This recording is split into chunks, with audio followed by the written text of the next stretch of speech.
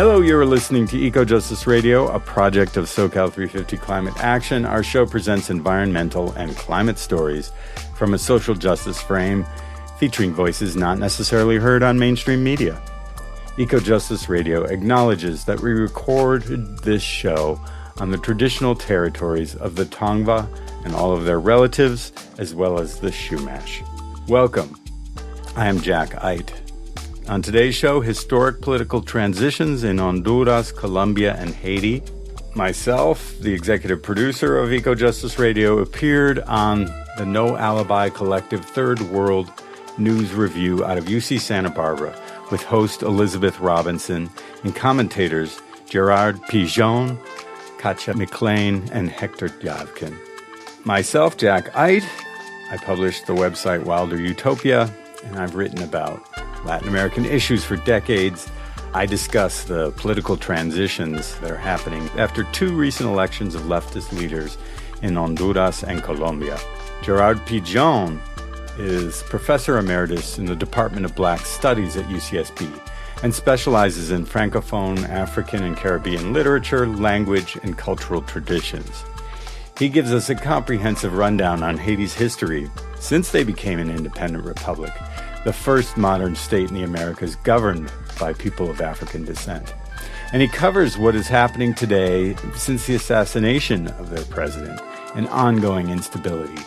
He's published many books, including Favelas by Les Éditions Saint-Germain, Les Choix, Edition Saint-Germain, and Frontières by Oswald out of Paris in 1976. So Katja McLean is also featured. She's a lecturer in the Department of Germanic and Slavic Studies at UC Santa Barbara, and she will share some news and views on the push for peace in Ukraine. Thanks for tuning in today, and we start off with my commentary on Honduras.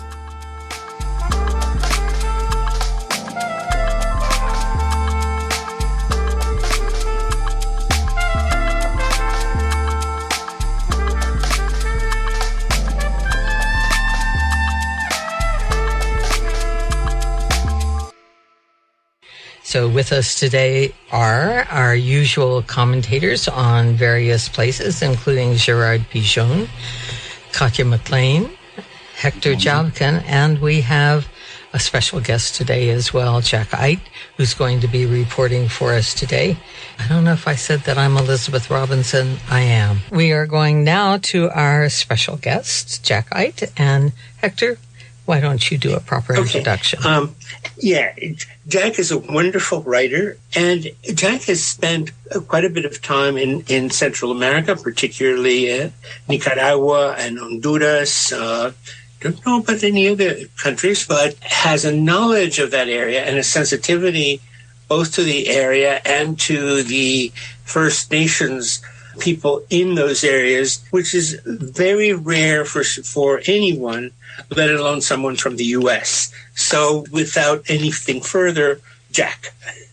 Well, thank you, Hector. I really appreciate that. And I probably should be writing right now, given that introduction. But instead, we're going to talk about a couple places that are good things are happening, but challenges are massive. And the first one I'll start talking about is Honduras. So Democratic Socialist President Xiomara Castro is trying to revive democracy in Honduras. In a report from the journal Jacobin, they discuss Honduras' new leftist president, Xiomara Castro. She's basically prioritized dismantling the decade-long right-wing dictatorship's anti-labor, pro-capital agenda. The 2009 military coup that ousted Castro's husband, democratically elected President Manuel Zelaya, plunged Honduras into chaos. It's hard to overstate the amount of death, destruction, and suffering caused by this far-right regime, sustained by military force, financed and trained by the U.S., and brazen electoral fraud. The dictatorship led to the transformation of Trujillo, a place I've spent a lot of time, once a sleepy coastal town with multiple Garifuna villages, into a bustling destination for Canadian sun worshippers and cruise ships. And La Mosquitia, inhabited by the Miskitu, Pech, Tawaka, and Garifuna, a place that had never been colonized by the Spaniards, and, has always done its own thing. It has been transformed into a drug transshipment zone, much like a free trade zone for drug traffickers. Honduras became home to radical new modes of appropriation and enclosure, with public services and resource-rich territories auctioned off to the highest bidder. Social movement leaders met escalating repression, including the high-profile execution of the indigenous Lenca activist Berta Cáceres, who was fighting a hydroelectric dam in her territory in 2016. The private interests of public officials, executive capital, and narco-traffickers have become indistinguishable. In the face of mounting displacement, insecurity, and inequality, impoverished Hondurans have fled to the U.S. and Mexico, literally hundreds of thousands forced to flee into exile to find safe haven from the ravages of this government. Castro inherits a treasury, a government, state, and judiciary hollowed out and are corrupted by the regime headed by the narco-trafficking president, Juan Orlando Hernandez, and the National Party. The journalist Karen Spring writes recently about newly released U.S. court documents that highlight the U.S.-trained special forces called the Cobras. They were involved in drug trafficking, assassinations, and collaboration with a criminal gang, Los Grillos. They worked with Los Grillos to sell drugs and steal drug money and shipments through police operations, and according to Honduran press reports, act as contract hitmen. Can I ask you to peg this a little bit to a timeline? Because I think probably a lot of people don't know when Trujillo left, much less when he came. And just forward, very, very briefly. Sorry. Trujillo's the town on the coast. And in 2009, there was a deal made between a Canadian pornographer to take over a Garifuna village, steal it effectively, to create a cruise ship terminal. There was already a port during the Contra War. It was a major input, and the term Banana Republic was coined by O. Henry, who hung out in Trujillo. So these issues are not new there, but they were put into overdrive. And now, if you go to Trujillo, they've sold off multiple Garifuna lands. With a couple people came in and said they were owners, made the money, threw those who protested into jail. These are the type of things that are happening there. And that started immediately in 2009 when the coup happened. And the old days, you could walk the streets and have no problem. Towns like Trujillo, a little less so, but out in La Mosquitia, there were no killings, no disappearances. The last time I was there, everybody was under massive fear, including myself, when multiple shots went off when I walked past a compound. The drug traffickers basically had taken over the land and taken over all levels of government. I saw the creation of a boat that basically, it was like a dugout canoe that the natives would use, but it was like 150 feet long. There's only one thing that would be used, is to move drugs. What they were landing out in the fields, they built actually runways out there, and were loading the drugs in and moving them out to ships offshore, or the other way around. I'm not sure how that went. So these are the type of things that were happening. Now, in terms of the drug trafficking and military, there's multiple military bases in Honduras. Going back to the Contra War, that's where they staged the destabilization of the Sandinistas and the fight there to maintain hegemony over all of Latin America and certainly of Central America. So there's a long history of militarism there, but these bases were also ramped up. There was a couple new bases in La Mosquitia. Part of the reason why Zelaya was overthrown is because he had the temerity to suggest the absolute dangerous airport in Tegucigalpa. Anyone who's flown in, you look over where you're flying, and there's been multiple accidents. You basically flop onto the land there. He wanted to turn one of these military bases into an international airport. And Hugo Chavez said, hey, that's a good idea. I could put some money behind that. So the U.S. said, this guy Zelaya's got to go. So that was all 2009. Basically, it was Hillary Clinton and Obama were 100% on board. In fact, Hillary Clinton has written much the way she talked about what happened to Libya. It's just part of business as usual. They had to get rid of him. So this moving back to Xiomara Castro is a major thing. But my last time in the country was 2014 when she was running for president then too, and talking about the electoral fraud that I was mentioning. Basically, there was so much hope and so much fear. Mm-hmm. There were murders everywhere. In La Ceiba, the town that I flew into, I was waiting for a taxi out front, and then a little later on, I saw a report how there was a murder there, just like not long after. It's just the murder. At one point, it had the highest murder rate in the world, I believe. Xiomara Castro finally overcoming, and the U.S. basically stepping back from protecting Juan Orlando Hernandez is a major big deal in terms of what the hope is here. So Xiomara basically is looking at the first acts, dismantling the dictatorship's designs, declaring electricity a public good and a human right, a reform to rescue the National Electric Energy Company, pledging to renegotiate contracts, reserving the right to confiscate non-compliant plants. Legislators repealed the framework for the loathsome autonomous free trade enclaves called ZEDES. So these are basically creating so-called legal free trade zones that would not be beholden to the national government, perfect for tourism based on taking of indigenous or campesino lands, as we talked about in Trujillo, and certainly we'll talk about down in the Bay Islands. Almost free labor factories. They repealed all protections for labor, and where resource extraction is the name of the game. At the same time, Castro has bolstered social spending and rolling out targeted cash transfers to families in extreme poverty. Implementation of this remains an open question.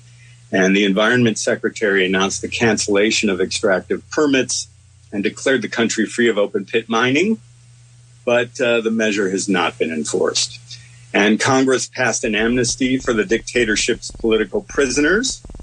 The Supreme Court overturned it. And libertarian investors who colonized part of the Caribbean island of Roatan are challenging the ZEDES abolition. Speaking of the Bay Islands, there's a story out of the Honduran publication El Faro about Cayos Cochinos, a microcosm of Central American inequality. It's an incredible white sand and blue Caribbean archipelago, a place I visited. It's an indigenous Garifuna ancestral territory that has suffered historic and ongoing racism, repression, and land theft. It's home to Garifuna fishing communities who are forced to live in misery and constant conflicts with authorities who have prohibited catching fish. Misery living in, quote, paradise. Could you say they're prohibited from catching fish? This is a fishing culture. And what's the rationale for that? Privatization. The local onshore, the main place to access Cayos Cochinos is Nuevo Armenia. Now, Nuevo Armenia had the unfortunate reality to be in the eye of the African palm oil push. Now, the whole north coast of Honduras has been just, this palm oil has been gone crazy. It's a scourge of the earth. It's used in all sorts of things, even biodiesel. It's used in different consumer products across the board. It's big money for multinational corporations. And so all of their land to grow corn and beans and to survive on their own was taken over by these corporations. So their last hope at survival is fishing.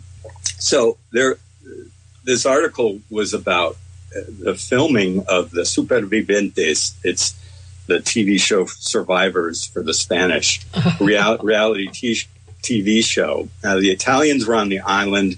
It's filmed twice a year in Cayos Cochinos. Participants in the show, sometimes Spaniards, sometimes Italians, compete with each other to survive on deserted islands. Yeah, they face challenges, fall in love, fight, make alliances, and live lives of passion and drama, all to the delight of European audiences. So in 2019, some Garifuna from Nueva Armenia went up and did a protest against them, drumming and doing basically a ceremonial protest. And the Supervivientes contestants thought, hey, this is part of the show. So they're out there dancing it up with the protesters. And the authorities there, which I'll get in, basically the authority is this foundation. Now, this foundation was formed in 1994 by powerful Honduran business people to basically determine that Cayos Cochinos is ecologically protected area and the Garifuna people have no rights. Yes. Katya has a question or a comment. Thank you. I'm just thinking that some of our listeners may not know, because you're talking about different peoples, but we have the First Nations people, but the Garifuna are actually First Nations plus people who were taken as slaves from Africa. And so the Garifuna people have a super interesting mixed culture. I just wanted to make sure that our listeners knew that. Yeah, thank you. The Garifuna actually originated in the island of St. Vincent, which was at the time in English. It went between the French and the English, and they intermarried with the Carib folks. So they're indigenous mixed with African. And the British said, hey, these people are causing too much trouble. Let's move them to this deserted island out in the Bay Islands, Roatan. So that's where they sent all of them. And this was, I forget the year, but quite a while ago, early in the colonization, probably in the late 1800s. And so they went and established communities all across between Belize all the way down to Nicaragua in different villages. And since the turn of the 20th century, they have lived in what has been a generalized peace and harmony of their lands there. And so the push in Trujillo, the push in the Bay Islands, and it's, there's other issues going on in Belize.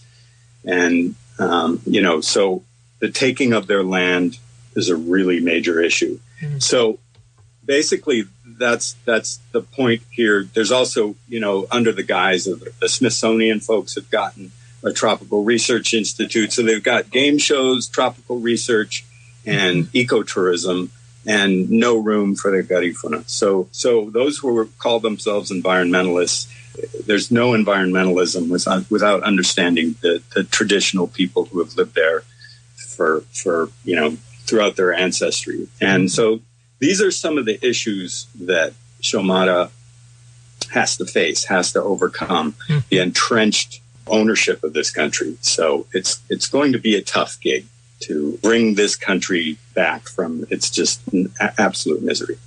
Can I just ask one thing? I don't want to take much time because you got about 6 more minutes, but the mining industries, which were responsible for the extraction, for the damming, etc., that was impacting people all over the country, or in a lot of Honduras in any case. Has any of that been disrupted, or can Xiomara even assume or pretend to try and do that or attempt that? Well, projects that are ongoing are tough to stop. Also, I read about a recent issue in a different part of Honduras where they were basically digging up the cemetery. They did it overnight or without the people were fighting against it for years. Yeah. And they basically made it happen and got rid of them. And, I worked on a project in Nicaragua where that was suggested. They said the sugarcane folks, we'd just get rid of the cemetery for the 13th hole for the golf course we were talking about. So it's, once again, there's an entrenched military dictatorship mentality, corporate military dictatorship mentality, that just because you get rid of the president doesn't mean that they're gone. And so I think it's going to be a tough road. Mm-hmm. Hey listeners, quick break here. We hope that you're enjoying EcoJustice Radio. We air every Sunday at 4 p.m. on KPFT in Houston and Wednesday at 3 p.m. on KPFK Los Angeles. Stay connected by subscribing to EcoJustice Radio on all major podcast apps and visit our website, ecojusticeradio.org, to check out previous shows and guests and get connected with us on social media. For an extended version of this interview, as well as other benefits, we encourage you to become a member of our Patreon. Today, you're listening to historic political transitions in Honduras, Colombia, and Haiti, with our executive producer, myself, Jack Eidt, appearing on the No Alibi Collective Third World News Review, with host Elizabeth Robinson and commentators Gerard Pigeon, Katya McLean, and Hector Javkin. I'll run through my talk on Colombia a lot quicker. Similar situation, Gustavo Petro in Colombia is trying to bring about total peace for a country that has not experienced anything like it. Biden's top Latin America advisor, Juan Gonzalez, threateningly said of Colombia's new left-wing president, 40 years ago, the U.S. would have done everything possible to prevent the election of Gustavo Petro and sabotage his government. So this is our Biden administration people talking about this. And Petro's a former revolutionary with the socialist armed movement M19, which signed peace treaty and demilitarized. Petro subsequently established himself as a lawmaker, became the mayor of the capital of Bogota. His vice president is Francia Marquez, according to her own description, the first Black Afro-descendant, native of the most impoverished regions of Colombia to become vice president. So it's a really positive movement that's going on there. North American Congress on Latin America has a couple of really great articles that delve into some of these issues. Yeah. So there's negotiations going on with armed groups and new approaches to the war on drugs that include affected communities. He also plans to open dialogue with three main issues: protection for the Amazon rainforest, ending the war on drugs, and moving the Colombian economy away from extractive projects such as fossil fuels. So this total peace is an ambitious plan, but as we said, major security challenges that he inherited from his predecessor and actually the whole history of Colombia are really an issue, and particularly for conflict-ridden regions such as the Choco, Cauca, and Catatumbo, where laws imposed by criminal groups rather than the state. Massacres are common, and killings of social leaders are regular. And I've spent some time out in Choco. It's an incredibly wild anomaly, unlike its neighbor to the south in Ecuador, where the coast is a fruit-producing export machine. The Choco is mostly deserted, meaning wild, deserted by humans, but settled by Afro-descended folks on beaches. And indigenous communities live upriver and have basically closed relationships with the outside world, meaning I couldn't go and visit these indigenous groups at all. They came into the Afro villages on the coast, and that's where I experienced them, but they were closed places that you would have to reach out to them. But the problem is, because of this wildness, there's a lot of wildness in terms of instability, there's drug trafficking, and there's a lot of stuff going on there.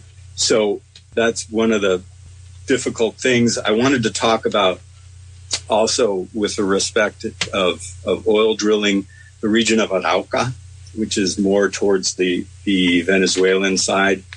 There's been major fights going out through history about Oxy Petroleum has been there, and Plan Colombia that Clinton administration put forward was all about protecting the oil interests there. And what happened recently, Trump put out tons of money there, one, to get oil happening, and two, to continue the fight to destabilize Venezuela. But an oil concession takes over like 3/4 of the region of Arauca on the plain looking towards the Amazon. It's an absolute crime against nature. Just to conclude, I mean, and Biden is part of it. They've demanded massive increases of fossil fuels, and I just wanted to read. The Oxy has a whole history of serious impacts on the lives of Colombian people, and especially the people of Arauca, said Jose Vicente Murillo, who is with the Agrarian Peasant Ethnic and Popular Summit. His point was that Oxy's exploration and exploitation of the Caño Limón oil field is ecocide. By drying up the lagoon and dispossessing indigenous communities from their spiritual territory, they were eliminated spiritually. That's why we consider that there was a genocide on top of ecocide of the species of flora and fauna that were there. So that's the issue we're dealing with. Now we hear from Gerard Pigeon, Professor Emeritus in the Department of Black Studies at UCSB, on the history of injustice and colonization in Haiti and how it keeps repeating itself in the ongoing political instability in that small Caribbean island nation. Gerard Pigeon, and we're going to go to him right now. And there is Professor Pigeon himself. Good morning, Gerard. The floor is yours. Good morning, everybody. I think it's time to mention the fate, history, and events in Haiti, because the fate of the Haiti have always been a kind of a disastrous fate in the history of the world, but now it's getting even worse. Okay, so I would like to go back and explain my point of view on what happened to the island from its inception, with a little background, historical background, and then go to the main points and show that the whole world seemed to be responsible for what happened to the Haitian, and the Haitians themselves also are responsible, but it's kind of a suite of disaster from the beginning. And as you know, the island that was discovered by Columbus was taken over many, many years and many fights. I'm going fast on that one, by a man called Toussaint Louverture, who brought some kind of independence to the country. Unfortunately, when he brought independence, he encountered somebody who wanted to be the big man of Europe, and that was Napoleon. And the clash between the two resulted in 1802 of Napoleon crowning himself emperor, and in 1801, Toussaint Louverture being appointed the governor of the island. The clash was terrible. Napoleon was upset that Toussaint Louverture was taking away from him, and so Napoleon reestablished slavery. They finally deported Toussaint Louverture, but by 1804, the island became independent under the leadership of another man, Dessalines. So when Dessalines took over, the island was an island that was really producing a lot of wealth, not only for France, but for itself if it wanted to keep it.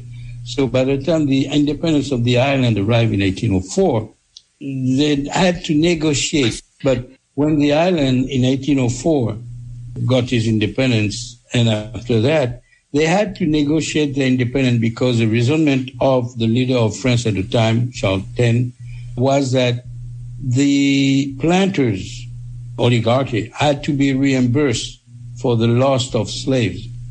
And so what happened is that Haiti had to borrow money in order to pay the people for the reimbursement of the loss that they had occurred by having gained their freedom. And so there was an article in 2022, May 22, in the New York Times that evaluated the amount of money that they had to borrow in modern time was $560 million, which is equivalent with the time into 21 billion of the internal economy that they had to figure out how to pay back these slave owners. And so that was the beginning of a curse that will last a long time, because not only did they have to pay, they had to borrow the money, and because they had to borrow the money, they had also to pay interest. And so it's tremendous amount of money that they had to repay the master for the luxury of getting their own freedom. And so that was already one of the first catastrophes that descended on them and put them right down to the path of hell there. Because until recently, they still owed the debt, and they still had to pay indirectly for the mistake of having freed themselves, if it's a mistake, okay?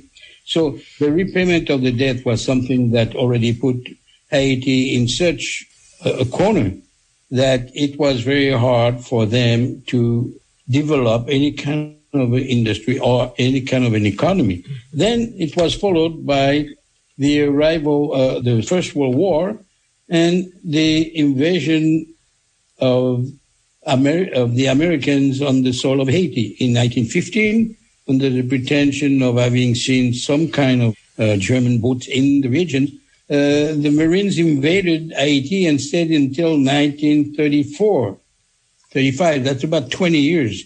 And during these 20 years, it was as if they had kind of reinstated slavery, in a sense, with forced labor and so on and so on. And to make matters worse, at the end, they fell back on a new leader, at least this time was a Haitian leader, but it was Duvalier. It was Duvalier, and Duvalier Papadoc stayed there. And they stayed until, I don't have the date in front of me, but they stayed until... So I think it was in the 1980s that Papadoc... No, Baby Doc. Baby Doc. And was replaced by Baby Doc. And the whole family stayed there. And if you remember, the Duvaliers were the people that used some kind of a militia in order to enforce their rules on the people. And they were very violent, very nasty, very authoritarian. And essentially, the militia that they had was called the Tonton Macoute. Yeah. Okay? And so that the Tonton Macoute is the first occurrence of a kind of a private militia that was used by a leader on the soil of Haiti to enforce its own rule on the people. The people had nothing to do. The militia was very brutal and dedicated essentially to Baby Doc. So that means that this Tonton Macoute militia suppressed the army, and there was no more army except for this rule of the militia. I call them militia and not gang because they were organized to protect the president. And the difference between militia and gang, to me, is very rhetorical, okay? Because when in the United States they talk of militia, usually they talk about white armed persons. And when they talk about gang, they talk about disorganized group of people that are fighting. But there's a delegitimization of the people if they're not called militia. But in that sense, Duvalier had a true militia at his order, organized and ready to fight for himself. And so the people fell again in this, under the leadership of Duvalier. And then there was a kind of a light of hope that came. And the light of hope was brought by a former priest called Aristide. And Aristide started in 1991. And then he was so effective in trying to suppress corruptions and suppress violence and try to bring back some kind of a democratic statement on the island that it was first, there was first a coup that chased him out, had to go to Venezuela, came back, and in 2001 was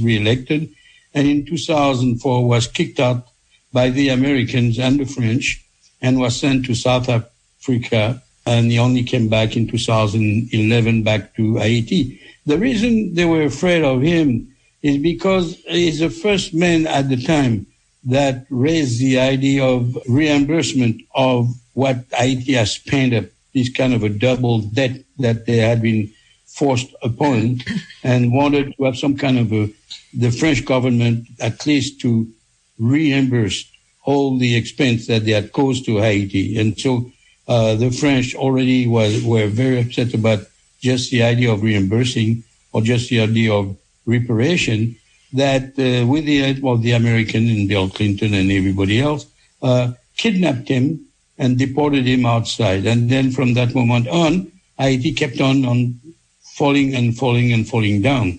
And so you arrive very close to now, to the 2011, to the election of Mr. Martelly, a singer. And with the election of Mr. Martelly, it became more or less the legalization of hooliganism, meaning that where the so-called gang became very important because Mr. Martelly seemed to have supported his reign with the help of what we call now a gang. And the gang were enforcing the rules and pretty violent rules on the people. They were all, I don't know if we should call them gang or militia by now because they were at the service, in a sense, indirect service of a person. And so when Mr. Martelly moved out, he put in place his protégé, Mr. Moise, who was quickly assassinated. And after his assassination in his bed during the night, he was replaced by, what's his name, Ariel Henry, who is now reigning by decree on the island of Haiti. The problem is that the gangs still have allegiance to the people before, and they develop themselves into a strong, I wouldn't say political movement, but a strong movement that is preventing any kind of a move on the island, any kind of a democratical move on the island, even though there was an association of gangs under the leadership of a man called Barbecue, that was his street name, but it's Jimmy Shaltiz. That didn't work anywhere, and Mr. Barbecue that had decided that he was the heir of Mr. Dessalines, in fact, was essentially oppressing the people. And so the gang never got the support of the people themselves. So the people got caught from everywhere. They were caught by a government that didn't want to listen to them. They were caught by a gang that wanted to more or less eradicate them and wanted to do whatever they want. And they were caught by politicians that abandoned them. And now they had a representative, Mr. Ariel Henry, who ran by decree but has nobody to enforce his rules. And so that means neither the police, not the army that in existence, but the police that's supposed to help protect the people is in fact becoming antagonistic to the people. And there was an article that was published the day before yesterday in Haiti en Marche, in which they said the last protest march that they tried to put on with fear in their heart, they claimed that the police forgot about the gang to fight the protesters. Okay? So instead of fighting the protesters, the police attacked the gang, attacked the people when they were supposed to protect them. It was written by Marcus Garcia and redacted in August, the 30th of August. And they said that the people went in the street because they were fed up with, one, corruption, two, the price of food, three, the price of gas. They cannot get anything. And fourth, insecurity. There was an interview that was published in Al Jazeera. The speaker asked the Haitian person that was interviewed at the time, her name was Velina Elisa Chartier, and they asked her, so how is the life in Haiti now? And the woman says, there's no life in Haiti. Mm. There's no life because she cannot go out. She cannot leave. She cannot leave the house. She cannot go shopping. And when she go out in the street, she's afraid of being kidnapped, murdered. And so the article in Haiti en Marche, and another article say, they wonder how come the people outside, the international people, don't come to their rescue. They're a little afraid even of asking that because it's just like vaccination, for black people in the Caribbean. They've been subjected to so many lies from the medical industrial complex that they're afraid that the vaccination will be more experiments on them than trying to save them. Well, it's the same thing with asking for help.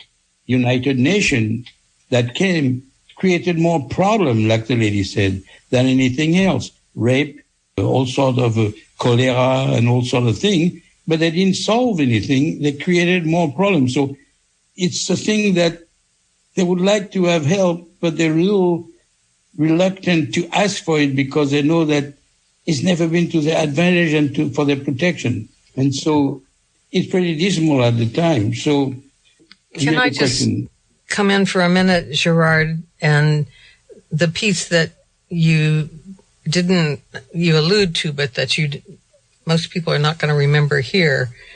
First of all, it's always easier to blame Haitians than any of the other people you've named or any of the other entities you've named. But more than that, on top of all of the things that you've described are the natural or so-called natural disasters that have been visited on the Army, earthquake, hurricanes, etc. I didn't mention even that, you see. Well, on top of that, you're right to mention it. I wanted to mention it because it's also one of the most recent betrayals of everything else that's been promised, because there are lots of international commitments that were not followed through on. And maybe you want to say something about that and the ways in which it reverberates for people now who say, oh yeah, we come in and somebody else will take another piece of us, because that's what happened with the relief efforts. Hey listeners, quick break here. We hope that you're enjoying EcoJustice Radio. We air every Sunday at 4 p.m. on KPFT in Houston and Wednesday at 3 p.m. on KPFK Los Angeles. Stay connected by subscribing to EcoJustice Radio on all major podcast apps, and visit our website, ecojusticeradio.org, to check out previous shows and guests and get connected with us on social media. For an extended version of this interview, as well as other benefits, we encourage you to become a member of our Patreon. Today, you're listening to historic political transitions in Honduras, Colombia, and Haiti, with our executive producer, myself, Jack Eidt, appearing on the No Alibi Collective Third World News Review with host Elizabeth Robinson and commentators Gerard Pigeon, Katia McLean, and Hector Chapkin. Maybe I want to ask you this, and reinforcing the Tonton or whoever they are right now, etc., so it even further destabilizing a legitimate or a possibility of a legitimate government? Well, it's a long answer that I've tried to shorten on that. But yes, the disastrous earthquake, I think it's 2010 that arrived, everybody said, we're going to give money, but the money never came. The money never arrived. And the little that arrived was taken out. And a lot of wonderful houses were built in Miami, but never built in Haiti. So the corruption of the leader of the time that took the money were not even pursued for that. And the people were left abandoned to their own fate themselves. And so when they started to protest, even the United Nations force that was sent to them was sent more to target them more than help them. And essentially they tried to enforce a so-called security to the government, when in fact the government was doing the worst thing for the people. So the people never received what was due to them. And with the help that they received, it was even worse than they were before, because the help that they received was more police force on them than on the government, and was the role of protection that they were supposed to do and the role in the reconstruction that they were supposed to do never happened. And so it's very easy for outside to say, you see, you give money to these people, but nothing happened. The example was, look, when there's a cyclone somewhere in Asia, 2 days later, everything is built back. But the money arrived there. The money arrived. The organization of the states are still there. And so the problem is that in Haiti, the corruption was at such a level that nothing reaches them. And the little money that reached Haiti was returned to the profit of what somebody called before the corrupt bourgeoisie, in a sense, and essentially the government itself. So when Mr. Martelly was elected, all this became under the protection of the gang, and it gave legitimacy to these gangs and gave them the authority of controlling the people and enforcing the rules of law. If there was a law, their law, but not the common law. And so it's impossible to see the problem that the people have to do to survive, because there's absolutely no legal system that works. Because when the people get arrested, they get released. The people that killed Moise, nobody cares about it. There know people who they are. Some people were arrested in the United States because they were former member of the parliament of Haiti. Some were from both dual citizenship Haitian, but these people are still running around. Nobody has been arrested, and so they're free. And so that's what of the problem. That's a problem of Haiti, and the problem is getting worse because nobody seems to pay attention anymore to Haiti. Not only it's a failed state, but it's a state that is dying. Mm-hmm. And who's dying is the symbol of the first successful rebellion of black in the world. That's the first successful rebellion of slaves who created their own democratic republic. So when they created democracy, you have to remember that the United States was still trying to figure out what to do. Okay? And so still is. Okay. And so the example, some people say because of that they've been punished, but it looks like the punishment is still going on. It's still going on. So the problem that Haiti has been from the going down to hell from Haiti from the beginning essentially was due to the reimbursement of the debt, the invasion of Haiti by the Americans during the First World War, the Duvalier, who was a doctor from Haiti but followed the harsh rule of dictatorship in Haiti. The failure of Aristide, but it's not a failure because they didn't even let him try to succeed. Yeah. They kidnapped him and moved him out because he was on the point of getting reparation for the island and getting back the island on its feet. He had the trust of the people, but he didn't have the trust of the bourgeoisie, and therefore he was kicked out. The voiceless didn't have enough strong voice to prevent him to be kidnapped. Okay. And that was followed after that by a generation of, some people call them clown or whatever, but puppets that wanted just to enrich themselves, from Martelly down to Moise and now down to Ariel Henry. The country is governed by one man who is afraid of going out of his palace, who, when he wanted to celebrate last year the independence of Haiti, went out to the monument and was kicked out of the monument by the chief of the gang who say, I am the representative of Dessalines and not you. And so you can see that it's chaos. It's chaos. The people, the legitimacy of the people is still there. They want to regain democracy. They don't care about gang. They don't care about anything. They want to have help, but they're also very careful not to ask what they want, what they'll get. Okay? Because they're afraid that every time they ask, they get a disaster coming on them. Yeah. Just that in the face of the disasters that have been visited in this century after the hurricanes, etc., there were lots of civil society responses that were also destroyed or undermined by the flows of international money as well as the problems inside. But our colleague Mark Schuler had reported for years on the vitality of people in the direst straits, because every time you report on Haiti, I say, how can it be worse? There's no worse after this. And then it happens. But it's not that there's no effort inside, right? No, they're trying all the time. And the lady that was interviewed was answering a representative of the government who was really ridiculous and didn't know even how to answer his name. But she said to him, the police have less armed or are less efficient armed than the gang themselves. But the gang get there, like he said, but if you go to the north, the hotels are open. She said, I have nothing to do. The weapons are going in. They're not coming from the sky.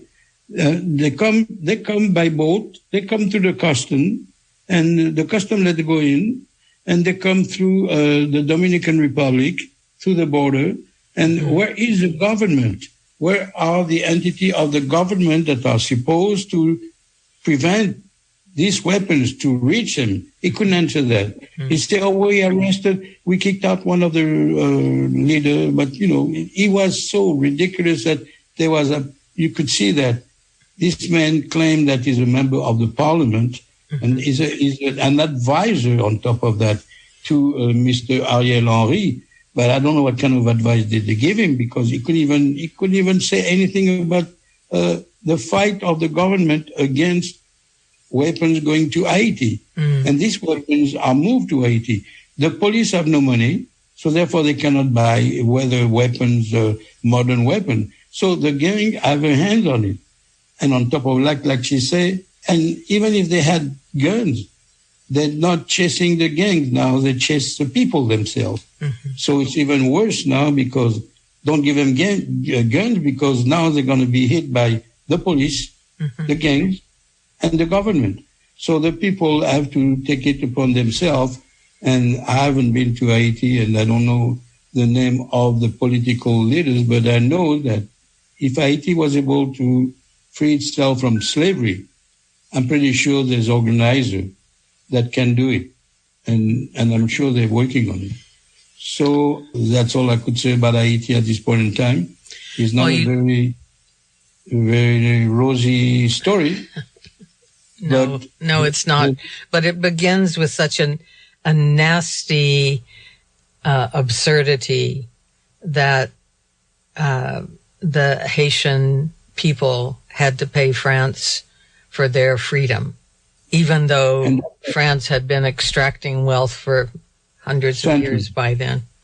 So I just wanted to say, Gerard, that's a very useful description that I don't think is seen all that often. People trying to free themselves, having to pay their oppressors. I mean, it's known, but it's just very, very important. And thank you.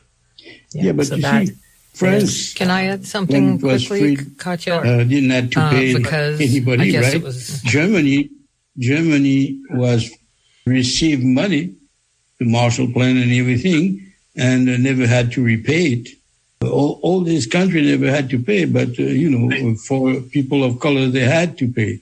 Right. And remember what happened to Guinea in Africa when in 1958, de Gaulle made a referendum and asked him, would you like to stay with France or would you like to come out?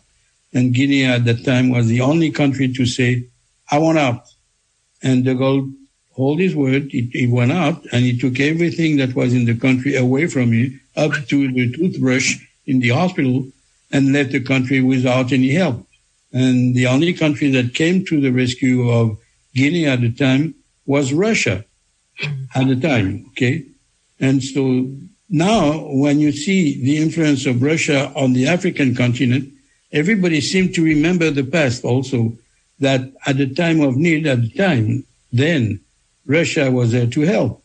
And so even though now Russia is sending Wagner and all these people that are not really recommendable, but in the mind of the people, they still decided that when we needed people to survive the problem of colonialism, either Russia or even China came to our rescue. So, and Cuba, maybe?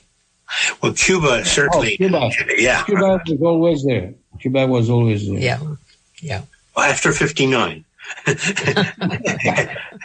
Well, they were there for some other people before that, but you're quite right. All right. Thank you, Gerard, very much. And finally, we hear from Katya McLean, lecturer in the Department of Germanic and Slavic Studies at UCSB, on the circuitous and dangerous route to ceasefire and peace in Ukraine. So I'm going to start off with a couple of not small stories, but quick stories on Ukraine. A very interesting article in Counterpunch from Medea Benjamin titled, Peace Talks Essential as War Rages On in Ukraine. And the interesting part of this article is a story that has not really been covered in the mainstream media at all, which was that there were serious peace negotiations in the first month of the war. And as she says in the article, Russia and Ukraine tentatively agreed to a 15-point peace plan in talks mediated by Turkey. Details still had to be worked out, but the framework and the political will were there. Again, this is in the first month of the war. And that Russia was ready to withdraw from all of Ukraine except for Crimea and Donbass. And Ukraine was ready to renounce future membership in NATO and adopt a position of neutrality between Russia and NATO. And that they had agreement to this peace framework. And so this is something that would have been really, really good, would have stopped the war and saved, Ukraine from this tragedy of death and destruction.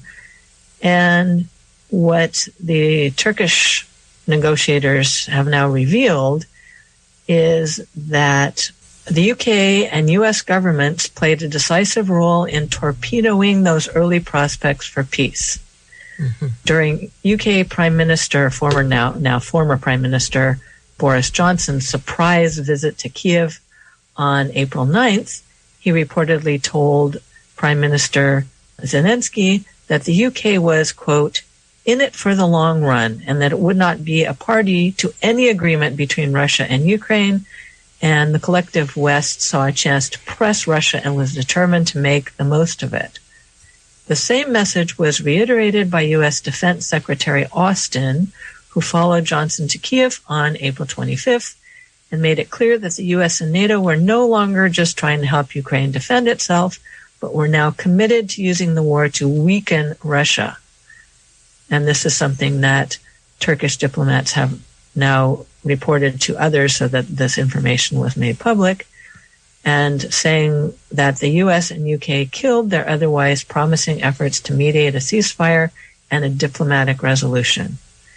And so I wanted to report this because as we've been covering issues in Ukraine, again, that, Putin should have never invaded. That was a horrible, terrible, tragic, mess to create, but that there were peace talks that were going strongly forward and that the UK and the US derailed them, stopped them, and let the war continue, all the while saying, oh, war bad, but actually letting it go.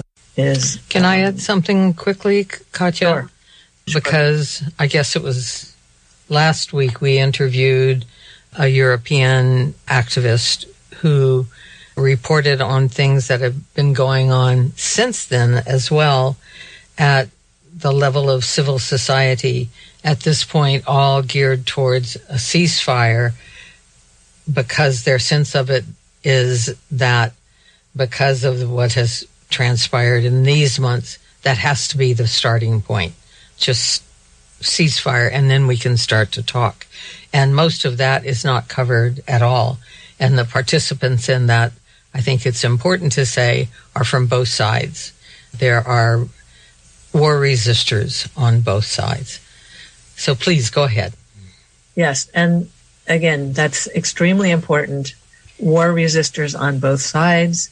That this, as we've reported multiple times already, because it has not stopped, that the situation is much more complicated than the representation in mainstream media of Russia bad, Ukraine good, end of story. And send more weapons.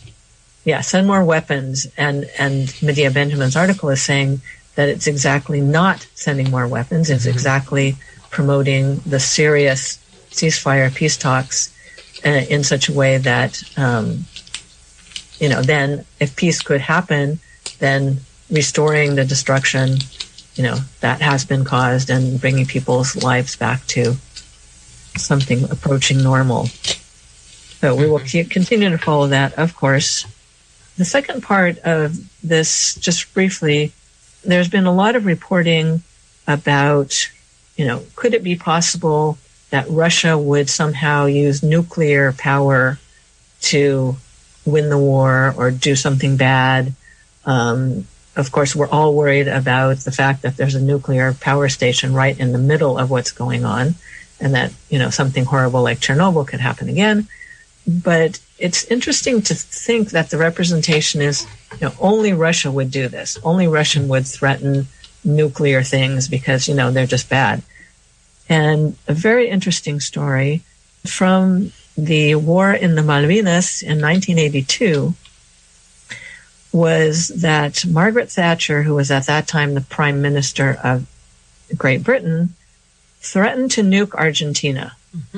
And the context of the story is she wanted Francois Mitterrand, the French Prime Minister at that time, or president, to give her the codes to disable the French-made missiles that France had provided to Argentina, and that if he didn't do that, she would launch a nuclear warhead against Buenos Aires.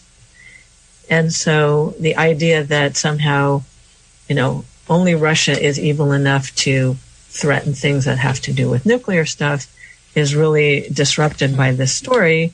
Here's the UK threatening to nuke Buenos Aires, and again, in the context of a completely wrong war, because the Malvinas Islands are next to Argentina.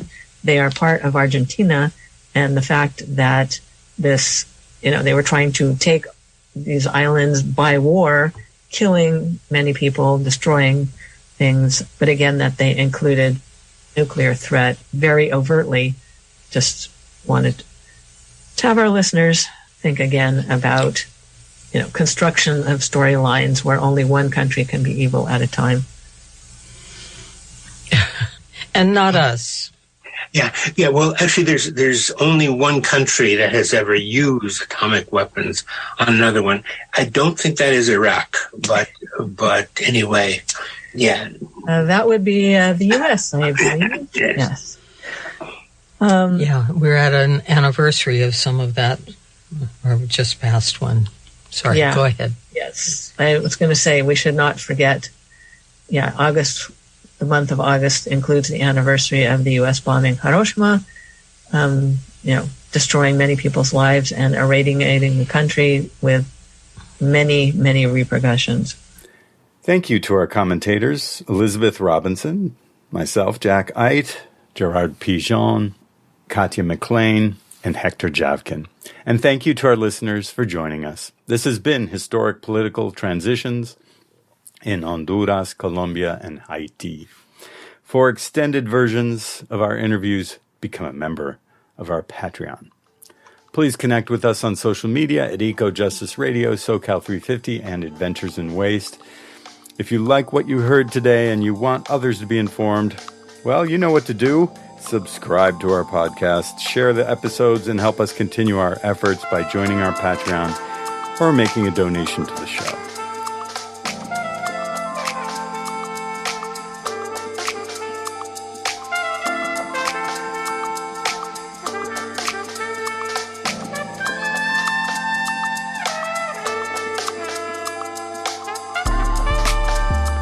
You have been listening to EcoJustice Radio, a project of SoCal 350. The show can be heard on kpfk.org, kpft.org, all major podcast apps, and at ecojusticeradio.org. Executive producer is myself, Jack Eidt. Producer and co-host Jessica Aldridge. Co-host Carrie Kim. And engineer and original music by Blake Quake Beats. And until next time, remember, the power is yours.